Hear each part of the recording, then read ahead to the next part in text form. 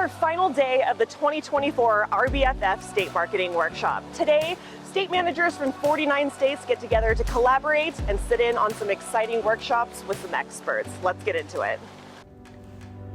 From influencer collaboration to the psychology of churn, today, state marketing representatives gained valuable ideas and tips to recruit, retain, and reactivate boaters and anglers. As I talked with DNR representatives and their colleagues, I noticed a palpable enthusiasm for collaboration with their peers. Whether in sessions with experts or networking over breakfast, this year's cohort of marketers are sure to return to their respective homes with a fresh take on how to reach and retain new anglers and boaters. That collaboration is why this workshop is invaluable.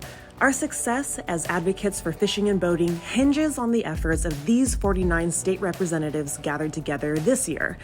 We hope you'll take advantage of these tools and lean on your partners at RBFF. Together, we will see fishing and boating well into the future.